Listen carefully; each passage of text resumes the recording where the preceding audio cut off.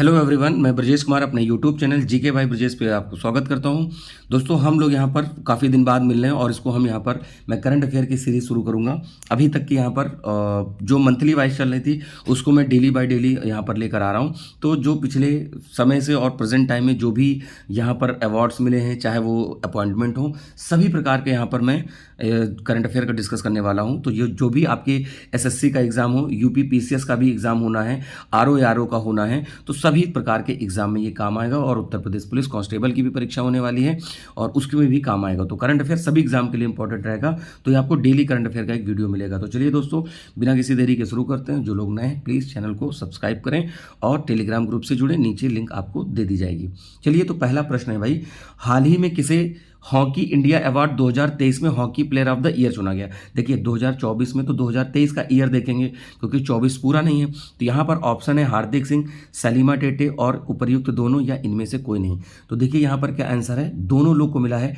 Netherlands के Erasmus पुरस्कार 2024 से अमिताभ घोष को सम्मानित किया गया, एक अलग है। मिस वर्ल्ड, अब देखिए कुछ यहाँ पर जो है आपको दोनों पॉइंट मिल गए कि भाई हार्दिक सिंह और सलीमा टेटे दोनों को यानी मेल में और फीमेल में यहाँ पर दोनों लिखा हुआ है।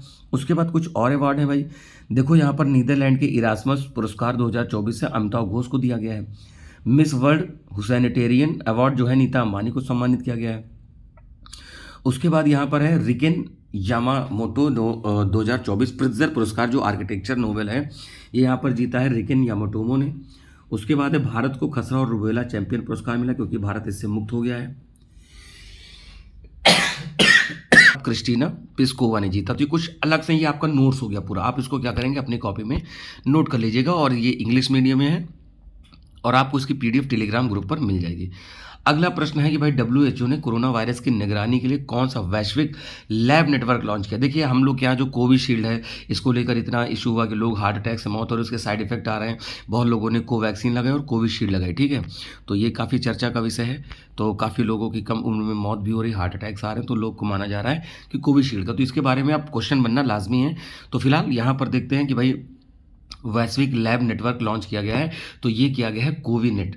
तो विश्व स्वास्थ्य संगठन यानी WHO ने कोविनेट की शुरुआत करी है, जो कि एक वैश्विक पहल है जिसका उद्देश्य दुनिया भर में कोरोना वायरस की पहचान, निगरानी और मूल्यांकन को बढ़ावा देना है।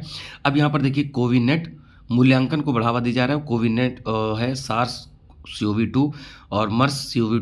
तो ये सार्वजनिक स्वास्थ्य चिंता के उपभेद सहित कोरोना जो वायरस है, इसके व्यापक स्पेक्ट्रम को शामिल करने के लिए कोविड-19 प्रयोगशाला का नेटवर्क का विस्तार है।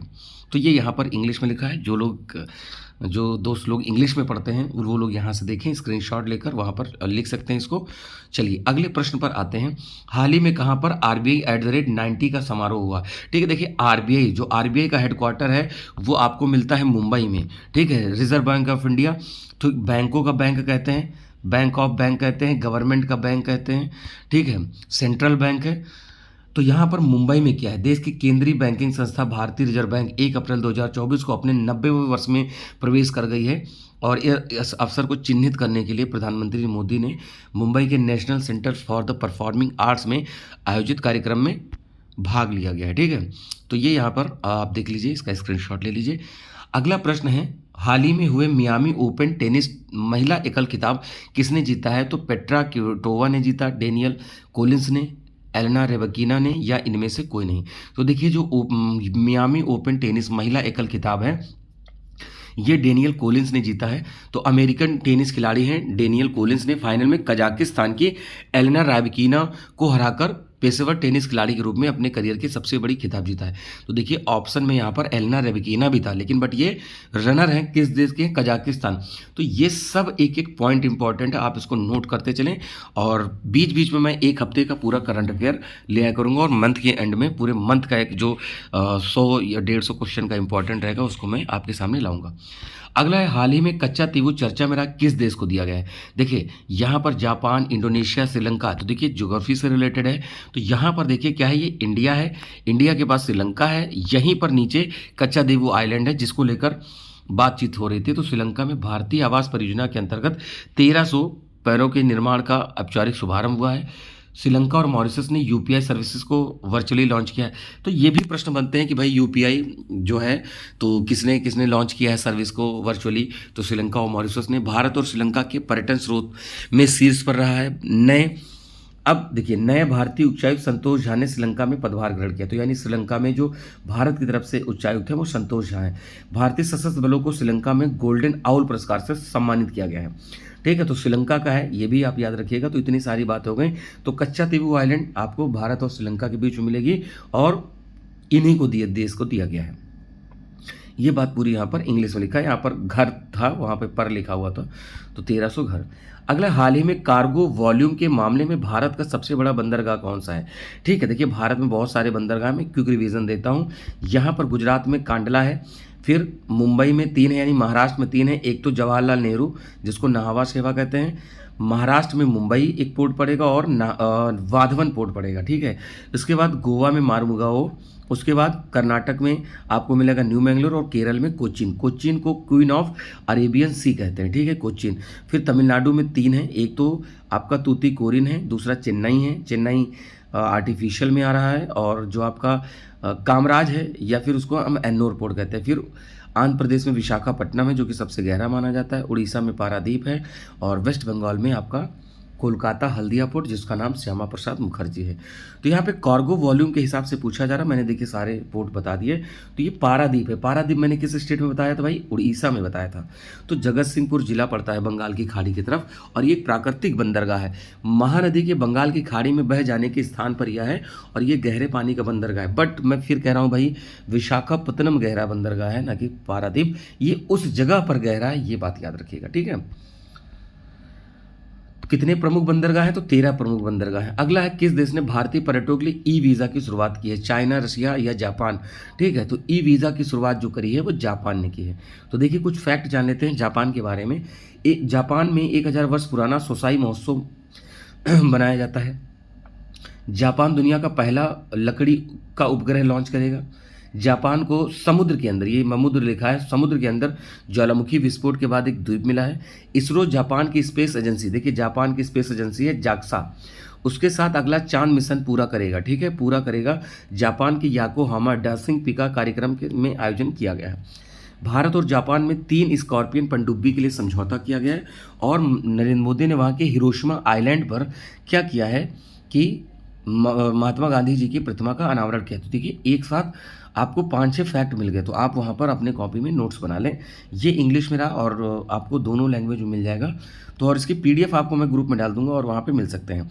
ये हमारा कॉन्टैक्ट नंबर है, इससे भी आप डायरेक्ट क्या कर सकते हैं, डायरेक्ट टेलीग्राम पर जुड़ सकते हैं।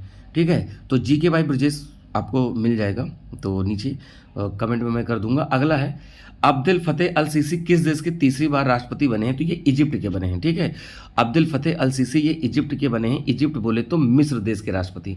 तो 2 अप्रैल 2024 को मिस्र के राष्ट्रपति के रूप में अपने तीसरे कार्यकाल के रूप में शपथ ली, और 2030 तक मिस्र के राष्ट्रपति ये बने रहेंगे। देखिए मिस्र में होता है 6 साल का कार्यकाल, अमेरिका में होता है 4 साल का, रशिया में 4 साल का होता है, हम लोग के यहाँ 5 साल होता है, यानी भारत में 5 साल का होता है। तो ऐसे हर एक देश का अपना अलग अलग नियम कानून चलता है। ठीक है, चलिए अब देखिए, इजिप्ट के पास स्वेज कैनाल है जो भूमध्य सागर को लाल सागर से जोड़ती है।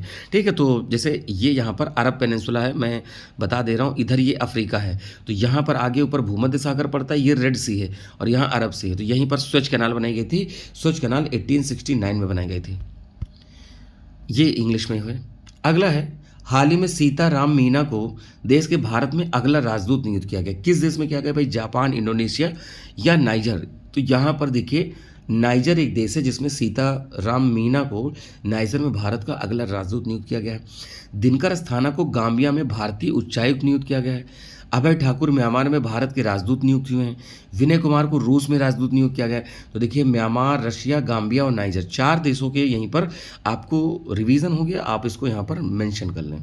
तो ये यहाँ पर आपके सामने इंग्लिश में पॉइंट है, और आप उसको जरूर नोट करें। देखिए जो भी काम पसंद आए उसको यहाँ पर आप कमेंट करें, और आप बिल्कुल कमेंट करें, और जो भी इंप्रूवमेंट की बात रहेगी उसको हम बिल्कुल सुधार करेंगे। बट करंट अफेयर का वीडियो मेरी कोशिश रहेगी कि आपको डेली मिलता रहे दोस्तों। ठीक है, एटीपी रैंकिंग इतिहास में दुनिया के सबसे उम्रदराज खिलाड़ी कौन है? तो देखिए Rohan Bopanna, Roger Federer, Novak जोकोविच। देखिए यहाँ पर नोवाक जोकोविच है, 24 बार के ग्रैंड स्लैम चैंपियन सर्बिया देश के हैं। देखिए स्टेटमेंट लिख जाएगा कि भाई नोवाक जोकोविच सबसे उम्रदराज खिलाड़ी हैं, ठीक है, जो ग्रैंड स्लैम जीते हैं। आपको बताना किस देश के, तो सर्बिया के हैं, ठीक है। तो जोकोविच का एटीपी रिकॉर्ड पर तोड़ना जारी है। एक सप्ताह में इन्होंने एक विशाल रिकॉर्ड करते हुए उसके नंबर 1 के रूप में इन्होंने 419वां सप्ताह किया। 9 अप्रैल 2024 को जोकोविच रोजर फेडरर को पीछे छोड़कर 36 साल 321 की दिन की उम्र में एटीपी रैंकिंग में सबसे उम्रदराज नंबर विश्व बन गए हैं। तो ये बात वहीं पर लिखी है। अगला है रवि कोटा को, ये व्यक्ति हैं, किस राज्य के सचिव के रूप में नियुक्त किया गया? गुजरात, उत्तराखंड, असम, मणिपुर। तो यहाँ पर असम राज्य, ठीक है। यहाँ के मुख्यमंत्री हैं हेमंत बिस्व शर्मा, ठीक है। तो देखिए हाल ही में रवि कोटा को असम के नए मुख्य सचिव के रूप में नियुक्त किया गया है। असम मेघालय कैडर के 1993 के IAS अधिकारी हैं। उन्होंने पवन कुमार बोरठा ठाकुर के स्थान पर नए सचिव के रूप में कार्यभार संभाला है। तो देखिए SSC वगैरह में ऐसे प्रश्न पूछे जाते हैं जो कि आपके लिए इंपॉर्टेंट है, आप इसको जरूर याद करें। SSC, CGL, MTS, आप जब भी SSC का एग्जाम देने जाएंगे तो जरूर देखिएगा। और यहाँ पर नीचे मैं कोशिश करूँगा कि 1000 क्वेश्चन की सीरीज डाल दूँ, या फिर आप देखिएगा उसको हमारे ही चैनल पर लूसेंट की 1000 क्वेश्चन की सीरीज़ पड़ी है, उसमें 17 वीडियो है, आप उसको जरूर जाके देखिए और उसमें आपको पूरा फ़ायदा मिलेगा। तो सभी लोग के लिए आप उसको देख सकते हैं। निम्न में से किस दिन राष्ट्रीय खाद्यान्न जागरूकता दिवस मनाया गया? 1 अप्रैल, 2 अप्रैल, 3 या 4 अप्रैल? तो देखिए 4 अप्रैल को राष्ट्रीय खाद्यान्न दिवस जागरूकता, अंतर्राष्ट्रीय खाद्यान्न जागरूकता के रूप में मनाया गया है। इसकी थीम थी जीवन की रक्षा, शांति का निर्माण है, ठीक है। अगला है अंतर्राष्ट्रीय खाद्यान्न जागरूकता दिवस लोगों को बारूदी सुरंगों से होने वाले खतरे सुरक्षा के रूप में भी उद्देश्य से मनाया जाता है, ठीक है। चलिए अगले प्रश्न की तरफ बढ़ते हैं। निम्न में से किस कंपनी को नवीकरणीय ऊर्जा वित्त पोषण श्रेणी में स्कॉच ESG पुरस्कार मिला है? देखिए steel authority of India limited, Bharat petroleum, और ये REC rural electric corporation, electrification corporation limited है, या टाटा पावर। तो देखिए इसमें जो REC है विद्युत मंत्रालय के अधीन महारत्न केंद्रीय सार्वजनिक क्षेत्र उद्यम की अग्रणी कंपनी REC यानी रूरल इलेक्ट्रिफिकेशन कॉर्पोरेशन की बात हो रही है।